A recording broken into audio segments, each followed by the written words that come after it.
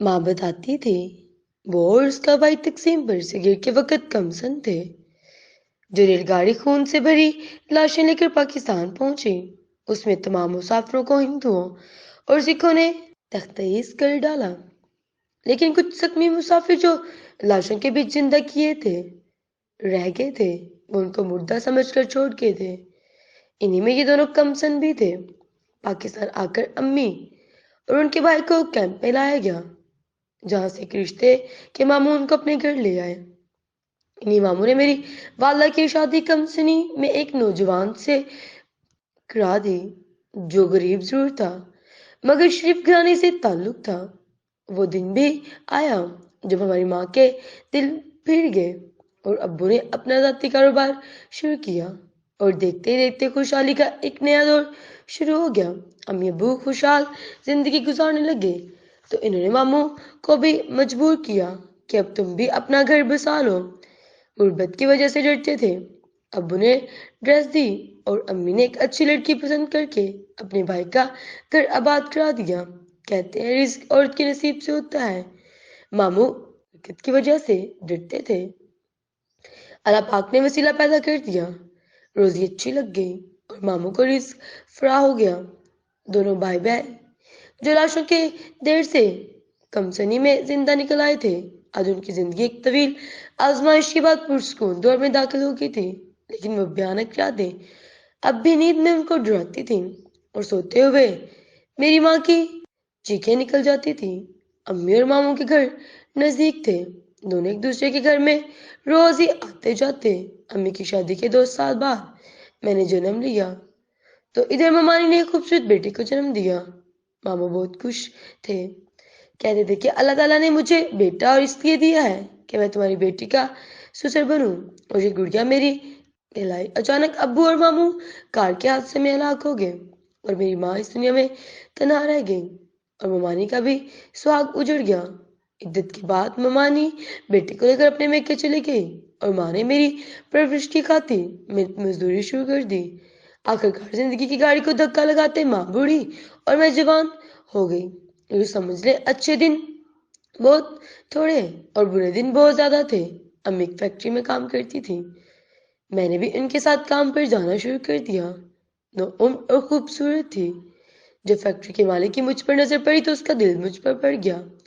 अम्मी ने एक तवील अरसा इस फैक्ट्री में काम किया। मालिक को पता था कि ये कैसे तेवरों वाली है। बड़ी जवानी में शराफत का दामन था में रखा था, तभी किसी को उन पर मैंने नजर डालने की भी जरूरत ना हुई। फिर क्या मालिक जहाँ देता था वो अपने ऊपर एक घर अपने ही आने देना चाहता था, लिहाजा उसने मुझसे बात करने की बजाय अम्मी से बात की। कहा कि आपकी शराफत से मुतासिर हूँ, आपसे रिश्ता मांगता हूँ, आपकी बेटी का। अपने बेटे के लिए नहीं, अपने लिए। मुझको मासूमा बहुत पसंद आ गई है, मैं इसमें जिंदगी की तमाम सहूलतें दूंगा। फैक्ट्री का मालिक मुझसे 26 वर्ष बड़ा था, लेकिन हमारी गुर्बत के सामने इतने बड़े आदमी का रिश्ता किसी लॉटरी से कम न था। माँ ने चांद दिन सोचा और ये रिश्ता कबूल कर लिया। मैं इन दोनों 16 वर्ष की थी और ढोलक बजी और ना सहेलियां आई, लेकिन बहुत ज्यादा कीमती जोड़े और जेवरात पहनाकर वो मुझे अपने शानदार महल जैसे घर में दुल्हन बनाकर लाए। जानों को चाहकर मेरी खिदमत पर मामूर थे। एक ख्वाब था जो खुली आंखों से देखती थी। शादी से खुश थी कि इतनी पुरसाइश जिंदगी के बारे में सोचा तक न था। मेरी कोई पसंद ना थी। माँ ने जैसे पसंद किया उसी को अपने दिल की सम्मत पर सजा लिया। शादी के बाद 3-4 बार अम्मी के घर गई। वो मुझको अपने घर में सुखी देखकर बहुत खुश थी, लेकिन जब अपनी अम्मी की तन्हाई का ख्याल आता मैं उदास हो जाती। तब अम्मी कहती शुक्र कर इतना चाहने वाला शोहर तुझे मिला है, और इस शुक्र के मेरे अल्लाह ने मेरे दुखों का साथ तुझ पर नहीं डाला, साया तुझ पर नहीं डाला। शादी के बाद 6 माह आराम और सुकून से गुजर गए। फिर मैंने महसूस किया कि रफ़ी कुछ परेशान और रुकरे रुकरे रहते हैं, और वो अब घर में देर से आने लगे थे, कभी रात को गायब हो जाते। मैं नौकरानी के साथ रातें जाकर गुजारने लगी और उनका ये अंदाज समझ में न आता था। इन दोनों में रीति खराब रहने लगी थी। चुप रहते और जी मुतलाता पड़ोस में लेडी डॉक्टर का क्लिनिक था, उसको दिखाया तो उसने कहा कि मुबारक हो, माँ बनने वाली हो। अपने शोहर की ये खुशखबरी सुना दूं। रफ़ी का मूड ठीक ना था। उनका मुझ पर काफी रौब था। उनसे डरती थी, लिहाजा कुछ ना बता सकी। सोचा मूड अच्छा होगा फिर बता दूंगी। अचानक उन्होंने कहा कि तुम 15 दिन के लिए मेके चली जाओ, तुम्हारी माँ की उदासी भी दूर हो जाएगी। मैं किसी काम से लंदन जा रहा हूँ। मैंने बैग में 2-4 जोड़े रखे, जेवर साथ ना लिया क्योंकि अम्मी का घर महफूज ना था। गले में चेन और अंगूठी जो शादी की थी, बस यही जेवर पहन कर निकल। उन्होंने मुझे गाड़ी में बिठाया और अम्मी के घर छोड़कर चले गए। माँ और मैं बहुत खुश थे। 15 दिन गुजरने का पता ही नहीं चला। 15 से 20 दिन गुजर गए, फिर एक माह हो गया और वो ना आए तो भी परेशान हुई। मैंने तसल्ली दी कि माँ दूसरे मुल्क गए हैं, देर सवेर हो जाती है।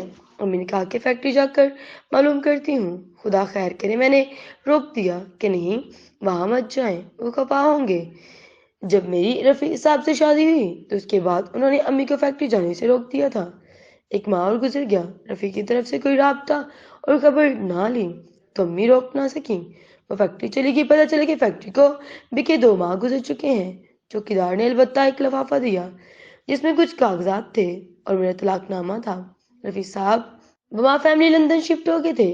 मुझ में ये सदमा सहने की ताब कहाँ थी। मुझ पर तो जैसे बिजली गुजर गई। अपने पैरों पर खड़ी ना रह सकी। निकाहनामा मेरे शोहर के पास था और तलाकनामा वो चौकीदार को दे गए थे। रो रो कर हम माँ बेटी चुप हो गए। सीने पर पत्थर की सील रखकर मैंने माँ को खुद को औलाद से निपटने के लिए तैयार कर लिया। अभी ने मकान तब्दील कर लिया और हम दूसरी जगह आ गए। ये मोहल्ला निस्बतन अच्छा था, लोग भी तालीम याफ्ता थे। मोहल्ले की खवातीन कपड़े सिलवाने आने लगी थी। अम्मी से अच्छी वाकफियत होगी। यहाँ भी मेरी खूबसूरती ने काम किया। एक खतून ने मेरी वालदा को एक इंजीनियर का रिश्ता बताया जो सऊदी अरब में मुलाजिम थे। इंजीनियर साहब 2 बहन भाई थे। ये नेक दिल लोग थे। बात पक्की हो गई तो माँ ने रुखसती के लिए कुछ वक्त मांग लिया। शादी साल बाद होना थी। ये साल मेरे लिए खुशी और गम दोनों का था क्योंकि मेरी वालदा ने मेरी पहली शादी का नाम बताया था। बात पक्की करके दोनों बहन भाई सऊदी अरेबिया चले गए और जाने से पहले वो हमारे घर फोन लगवा गए थे ताकि बातचीत होती रहे। अलीशा नामी खातून अम्मी की सहेली थी। वो अम्मी के साथ फैक्ट्री में काम करती थी। उनको हमारी तमाम हालात का इल्म था। जब बच्चे की पैदाइश के दिन करीब आए, अम्मी ने मुझे उनके घर भिजवा दिया और उनका इल्म था कि मेरी शादी रफ़ी साहब से हो गई है। ढाई माह हम शब खाला के घर रहे। जब एक शब मैंने बेटे को जन्म दिया तो अम्मी ने इस बदनसीब बच्चे को कपड़े में लपेटा और पर सुबह से एक मस्जिद की दहलीज पर रख आई। जब वो मेरे बच्चे को लेकर जा रही थी तो मैंने बहुत उनकी मिन्नत समाजत की, पाँव भी पकड़े, रोका कि माँ मेरे बच्चे को मुझसे दूर ना करो, उसे क्यों फेंकने जा रही हो, ये कोई नाचीज औलाद नहीं, खुदा इस पर मुझ पर रहम करो। लेकिन माँ ये कहकर मेरी इल्तिजा को ठुकरा गई कि जिस बच्चे के बाप ने लौट कर ही नहीं आना है उसको लोग तेरी नाजायज औलाद ही कहेंगे। अगर रफी लौट भी आए तो क्या खबर वो इस बच्चे को कबूल करे या ना करे। राशिद और उसकी बहन का रिश्ता देते वक्त मैंने तुमको कंवारी जाहिर किया था। गलती मुझसे हो चुकी है, अब उसको निभाना होगा, वरना वो भी इस बच्चे को तुम्हारी नाजायज औलाद समझेंगे। फिर मेरा बुढ़ापा है, मैं कहाँ उसको पाल सकती हूँ। खाला शब्बो ने भी यही मशवरा दिया था कि इस मासूम को मस्जिद के दहलीज के पास रखा जाए। ऐसे वक्त के जब अल्लाह ने नेक और इबादत गुजार बंदे वहाँ फजर की नमाज को पहुँचते हैं तो सो मैंने उसको अल्लाह के सुपुर्द किया, वही उसकी हिफाजत करेगा। माँ ने भी घर भी मेरी गोद और नामुराद रह गई। एक साल पलक झपकते गुजर गया। इंजीनियर साहब और उनकी बहन वादे के मुताबिक मुझको सऊदी अरब से लौट आए। मेरा खावंद फरिश्ता सिफ्त निकले। उन्होंने मेरे अलावा अम्मी जान के साथ भी उसने सलूक की इंतहा कर दी। सोच भी नहीं सकती थी कि इतने बड़े दुख के बाद इस कदर जख्म कुदरत की तरफ से मुझे मिल जाएगा। हमारे हमरा वालद ने कही हज और उम्रे किए, ये सादत भी नसीब वालों को मिलती है। हम दोनों इस मुकद्दस सरजमीन पर एक बहुत खुश थे, लेकिन अम्मी जान खुदा से अपने इस जुर्म पर तौबा इस्तगफार करती थी कि हमने एक अपनी जायज औलाद को लावारिस बच्चे की मानिंद अनाथ की सूरत कर दिया। और अब हमें खबर ना थी कि इस मासूम के साथ क्या गुजरी। خدا نے اس کی حفاظت کی یا وہ حالات زمانے کی سیلاب میں آگ کی مالی نمایاں ہو گیا؟ کمی خانہ کعبہ میں جا کر دن رات روتی تھی اور اللہ پاک نے اپنی اس عطا کی معافی مانگتی تھی۔ میں ہمیشہ جدائی کی آگ میں اندر اندر سلگتی رہتی تھی۔ اللہ نے 3 برس تک اولاد نہ دی۔ ارشد حرم شریف میں جا کر اولاد کے لیے دعائیں کیا کرتے تھے اور اس دوران امی جان فوت ہو گئی۔ اچھی تھی، میرا بہت خیال رکھتی تھی، مگر ماں کی جگہ کوئی نہیں لے سکتا۔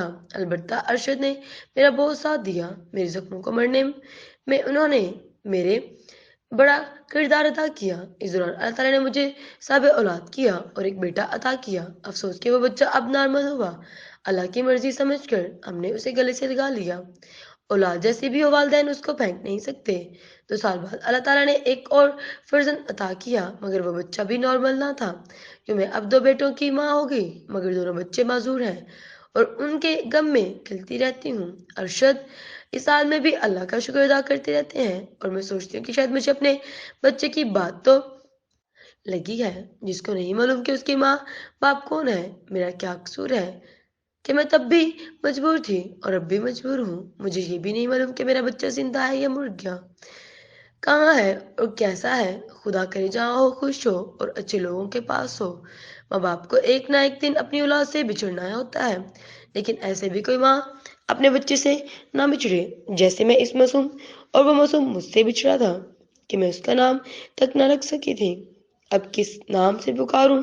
کاش میری ماں ایسا نہ سوچتی کہ جیسا اس نے سوچا تھا، تو اللہ پاک کوئی نہ کوئی وسیلہ بنا دیتا مجھ کو پھر سے آباد کرنے کا، کیونکہ وہ ہر بات پر قادر ہے۔ یہ تو ہم بندے ہیں جو کسی بات کو ممکن اور کسی کو ناممکن سمجھ لیتے ہیں۔